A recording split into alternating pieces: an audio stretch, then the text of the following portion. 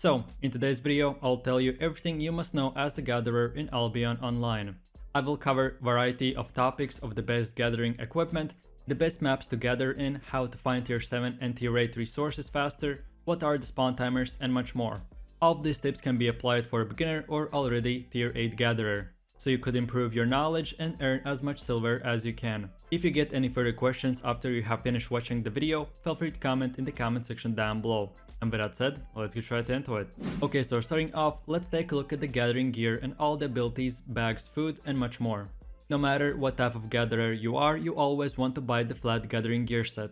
I have seen players buying 0.1 or 0.2 because it takes a long time to go from tier 5 to tier 6 or even tier 7, and then I see players using 5.1 or 6.1 gathering gear just because it's cheap and they think that you'll get better cooldowns or extra damage, but no. All that better gathering gear does is adds like 20 to 30 extra health, which you definitely don't need, nor is it worth the extra silver. What I personally like to do is gather in the cheapest gear I can find, so if I'm a tier 6 gatherer, I buy flat 6 gathering gear and then flat 5 bloodletter and 4.1 or flat 5 mist color. One of the biggest points for my survival is to appear to players that I am not worth the time or money that they will need to invest to kill me. A simple trick is to buy one of these appearance skins, which I chose a full skeleton gear, which in my opinion makes the gathering a bit more fun, and not all players will always inspect you, so by not appearing that you have a gathering gear, some players will leave you alone.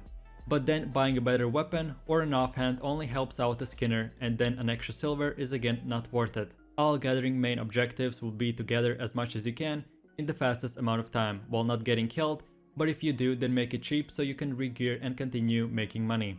Even tier 8 max spec, max gear, best mount in the game gatherers can get killed, so it's definitely not recommended to use the best things that you got. So for example, I was bored, so I logged in on one of the prime times of the random zones I was in, and when I started gathering I found out the whole zone was empty. So I wanted to move to the next one, but for my surprise few seconds later I met a full 20 player arch group just killing random mobs super close to each other. So all that they had to do is hit me once and I was getting murdered no matter what gear or spells I had. So my biggest recommendations for any type of gatherer is to use their own gear tier. So for me, I'm a tier 6 skinner and I use tier 6 skinner set, one of the cheapest bloodletters and an offhand that I can find.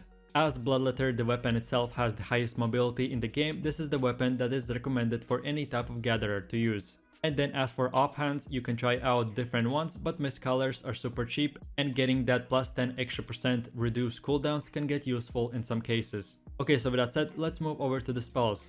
As I previously mentioned, no matter what you gather, always use the bloodletter and choose the deadly swipe, which is the second Q.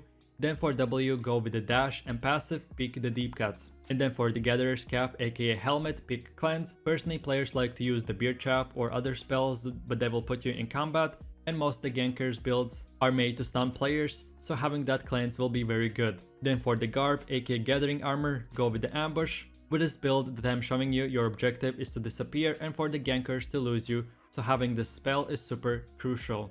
And then last but not the least, for boots, go with the Wanderlust.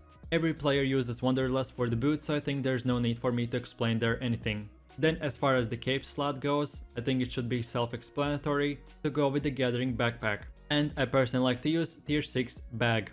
You will see that by buying better bags you won't get that much extra carrying capacity, so it's again not worth it.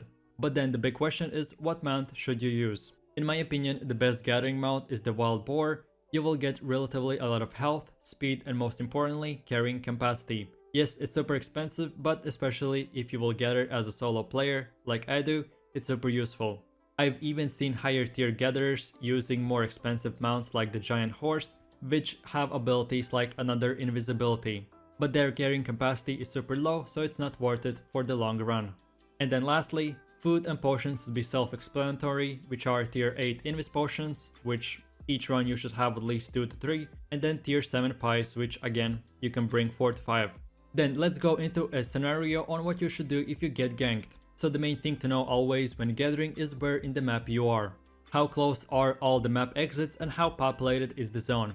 When I gather in the gameplay, you will see me opening my map a lot, so whenever I gather a tier 7 or something that takes long, I always stand in a circle and super close to the mount, facing the place I would run if I would get ganked while gathering. The main point and the main disadvantage as a solo player is that you don't have territories. And when you get ganked, you have to get to one of the exits. A lot of gankers will turn back, you will get bubble, or you can just run back to one of the portals, or lose the gankers on the way. If I get dismounted, my main focus is to press W, then E and keep on using the small dash Q ability. The main objective is to run away without hitting any players, so you won't get into combat. Then a bit later I use the cheapest piece invis ability to move on one of the directions, and then I pop the invis potion while still being invisible from the chest piece.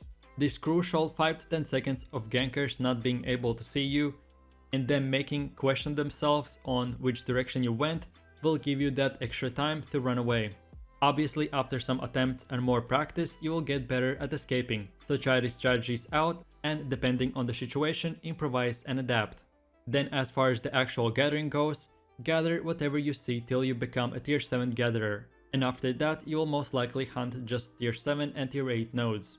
And then you can just aim to stop gathering the flat resources and go for only point 1, point 2 and point 3.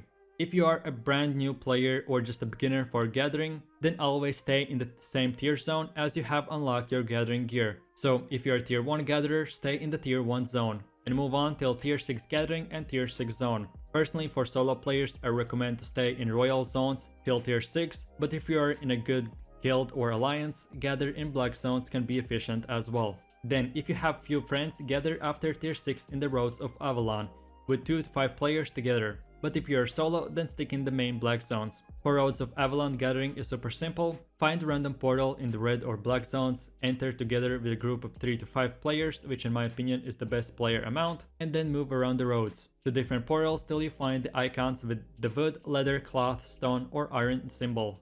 And go then kill the main mini bosses as a group, gather them and move to the next one. You don't really need to wait for the best timers, just move around and if everything is clear then keep on moving till you find a map with full resources. But then for a solo gatherer and everyone else it's a bit more complicated.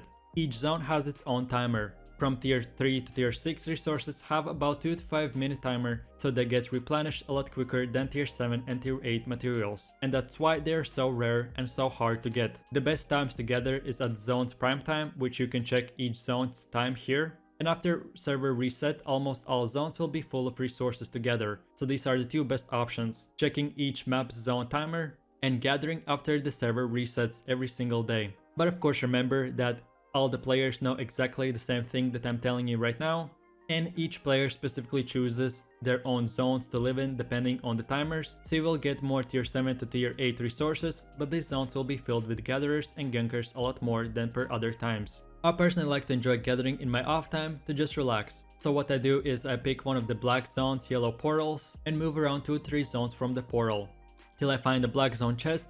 In that chest I put all my knives, bunch of pies and everything else I would need, and then just gather from there. So what I did here, I basically made the black zone chest my safe base, where whenever I'm full of my resources or when I need to run away from someone or just resupply my pies or skinner or gathering gear set, all that I need to do is go back to that zone and put all my stuff in that chest and everything will be safe till I grab it again.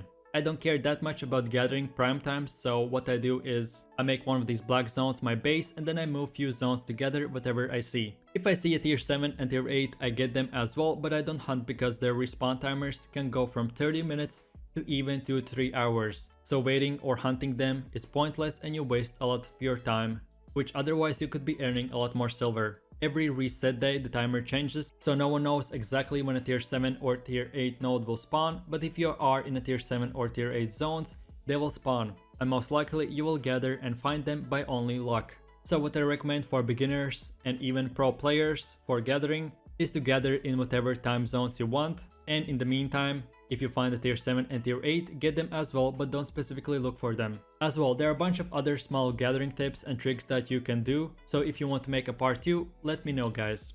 And as a little sneak peek, here's one of these best life changes I ever did as a gatherer. So by going to the settings and pressing keybinds option, you can set here any button to auto run. So if your hand gets tired to hold the mouse 24/7 or you want to check the map while moving, so here you can set auto run to any button and thank me later. So with having all this said, I really do appreciate everyone for watching guys, and I hope you enjoyed this video. If you have any further questions about gathering or Albion Online in general, feel free to let me know them in the comment section down below. If you found this video helpful, don't forget to leave a like, subscribe and enable that notification bell so you won't miss any more amazing top 10 lists, Albion tutorials, 1v1 corrupted dungeons montages and much more.